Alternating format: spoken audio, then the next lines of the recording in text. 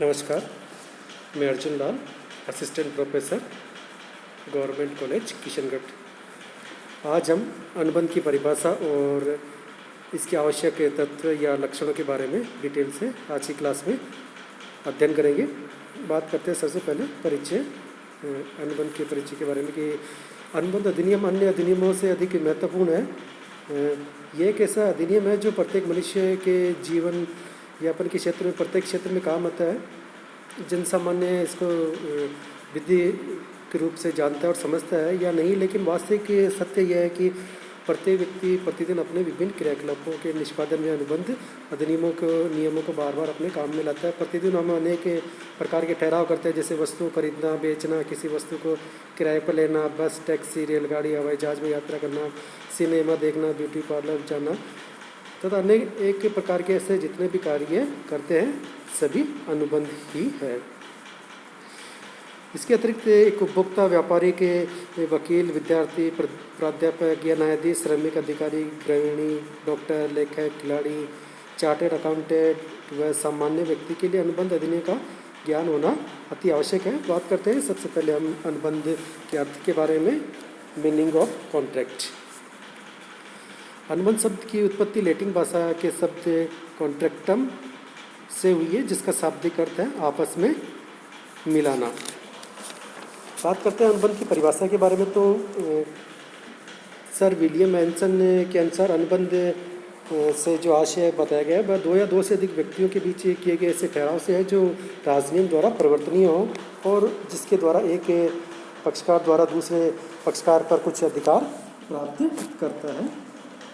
जो नेक्स्ट परिभाषा है वो ब्लैक स्टोन ने दी है अनुबंध की। इसके अंतर्गत उन्होंने बताया कि अनुबंध किसी विशेष कार्य को करने अथवा नहीं करने का ठहराव है जिसमें पर्याप्त प्रतिफल होता है। एक अन्य और परिभाषा जो अनुबंध की उसके बारे में हम बात करते हैं। लॉर्ड हाल्सबर्री के अनुसार अनुबंध के बारे में उन्होंने बताया कि अनुबंध दो या दो से अधिक व्यक्तियों के बीच एक ऐसा ठहराव है जो राजनियम द्वारा प्रवर्तित कराने के उद्देश्य से किया जाता है, जिसका निर्माण एक पक्षकार द्वारा किसी कार्य करने अथवा करने से विरत रहने के दूसरे पक्षकार की स्वीकृति देने के परिणाम स्वरूप होता है। भारतीय अनुबंध अधिनियम में 1872 की धारा 2H के अनुसार अनुबंध एक ऐसा ठहराव है जो राजनियम द्वारा परिवर्तनीय होता है। तो सभी परिभाषाओं से व्यापक जो विश्लेषण से स्पष्ट होता है कि अनुबंध में मुख्य रूप से दो तत्व विद्यमान होते हैं, पक्षकारों के बीच ठहराव का होना और दूसरा उस ठहराव में राजनियम द्वारा परिवर्तनीयता की योग्यता का होना। बात करते हैं अब हम वैध अनुबंध के लक्षण अथवा तत्व के बारे में। इंसेस्टन कैरेक्टरिस्टिक्स और elements of a valid contract के अंतर्गत भारतीय अनुबंध अधिनियम के अंतर्गत अनुबंध की परिभाषा मुख्य रूप से धारा 2H एवं 2 धारा 10 में एक व्यापक एवं सर्वमान्य प्रकार से दी गई है। इसके अतिरिक्त विधि क्षेत्र के विद्वानों द्वारा भी दी गई परिभाषाएं, न्यायाधीशों द्वारा दी गई परिभाषाएं, न्यायाधीशों द्वारा समय समय पर दिए गए निर्णय के आधार पर हम अनुबंध की जो विशेषताएं हैं या तत्वों को हम व्यापक रूप से स्पष्ट कर सकते हैं। तो अतः हम धारा 2H तथा धारा 10 में विद्वान न्यायाधीशों के जो व्यावहारिक निर्णय के अध्ययन के आधार पर अनुबंध के जो तत्व लक्षण निम्नलिखित है। पहला आता है इसमें दो या दो से अधिक पक्षकारों का होना।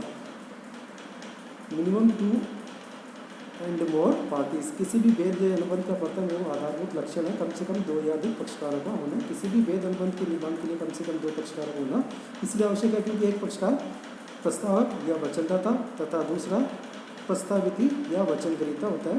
इनमें एक पक्षकार किसी कार्य करने अथवा न करने के लिए प्रस्ताव करता है और दूसरा पक्षकार उस पर अपनी सहमति व्यक्त करता है।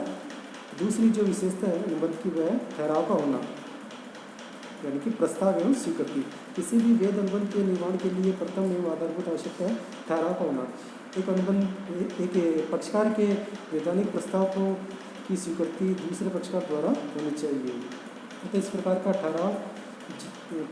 प्रकार ठहराव का जन्म प्रस्ताव एवं स्वीकृति से होता है। भारतीय अनुबंध अधिनियम की धारा 2 की धारा 1 के अनुसार प्रत्येक वचन या वचनों का प्रत्येक समूह जिसमें एक वचन दूसरे का प्रतिफल होता है ठहराव कहलाता है। नेक्स्ट बात करते हैं तीसरी विशेषताओं की। अनुबंध की तीसरी विशेषता वैधानिक संबंध स्थापित करने की इच्छा है। किसी भी वैध अनुबंध के निर्माण के लिए अनुबंध करने वाले पक्षकारों का इरादा, इच्छा या मत पारस्परिक रूप से वैधानिक संबंध स्थापित करने का होना चाहिए। यदि पक्षकारों का आशय वैधानिक संबंध स्थापित या वैधानिक संबंधों का निर्माण या सर्जन करना नहीं है तो किसी भी दशा में ऐसा ठहराव अनुबंध के रूप में परिवर्तित नहीं हो सकता है। या वैधानिक संबंध स्थापित करने की इच्छा का आशय दोनों पक्षों द्वारा पारस्परिक रूप से अधिकार एवं दायित्व के प्रति वैधानिक बाध्यता को स्वीकार करने से है। नेक्स्ट जो अनुबंध की विशेषता आती है वह है पक्षकारों में अनुबंध करने की क्षमता।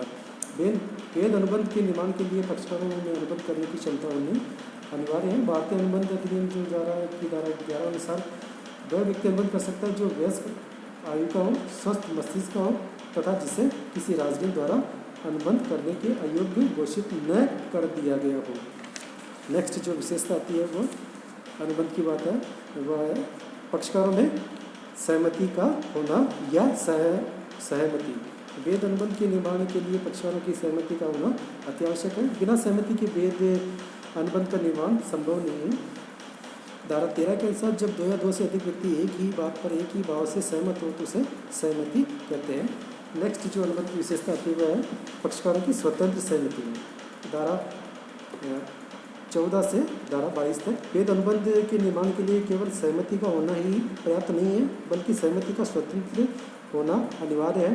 अतः अनुबंध करने वाले पक्षकारों की सहमति स्वतंत्र रूप से दी गई सहमति होनी चाहिए। यदि सहमति उत्पीड़न, कपट, अनुचित प्रभाव, मिथ्या वर्णन, गलती आदि से प्रभावित है तो उसे हम स्वतंत्र सहमति नहीं कहते हैं। नेक्स्ट जो अनुबंध की विशेषता आती है वह है न्यायोचित प्रतिफल या वैधानिक प्रतिफल। वेद अनुबंध के निर्माण के लिए अर्थात एक ठहराव को राजगीर द्वारा परिवर्तित करवाने के लिए प्रतिफल का होना आवश्यक है। धारा 25 प्रतिफल से हमारा आशय कुछ के बदले कुछ से है। अतः किसी भी ठहराव करने वाले दोनों पक्षों के लिए आवश्यक है कि वे कुछ प्राप्त करें और कुछ प्रदान करें। अतः ऐसा ठहराव जिससे प्रतिफल की विद्यमानता नहीं है वह ठहराव राजगीर द्वारा परिवर्तनीय नहीं होता है। नेक्स्ट जो इसकी विशेषता आती है अनुबंध की वह है वैधानिक उद्देश्य। किसी भी वेद अनुबंध के निर्माण के लिए यह भी अत्यावश्यक है कि ठहराव का उद्देश्य वैधानिक हो अर्थात वह उद्देश्य राजनीतिक की दृष्टि से मान्य होना चाहिए। अतः ठहराव का उद्देश्य अवैध, अनैतिक अथवा लोकनीति के विरुद्ध नहीं होना चाहिए। नेक्स्ट जो विशेषता आती है वह निश्चितता। वेद अनुबंध के निर्माण के लिए एक महत्वपूर्ण बात यह है कि अनुबंध में निश्चितता का होना आवश्यक है।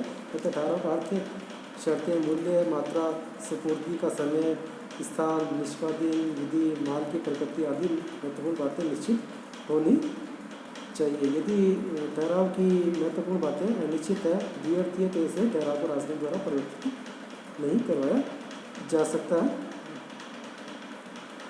वैसे विधि विधान में निश्चितता का तथ्य अति महत्वपूर्ण है। नेक्स्ट जो विशेषता आती है निष्पादन की संभावना। जब कोई भी ठहराव या अनुबंध किया जाता है तो इसका मुख्य उद्देश्य उसका निष्पादन करना ही होता है। अतः वेद अनुबंध के निर्माण के लिए अत्यावश्यक है कि पक्षकारों द्वारा किए जाने वाले ठहराव के अंतर्गत उत्पन्न दायित्व का निष्पादन वैधानिक रूप से संभव होना चाहिए। नेक्स्ट जो अनुबंध की विशेषता आती है ठहराव स्पष्ट रूप से व्यक्त घोषित ठहराव न हो।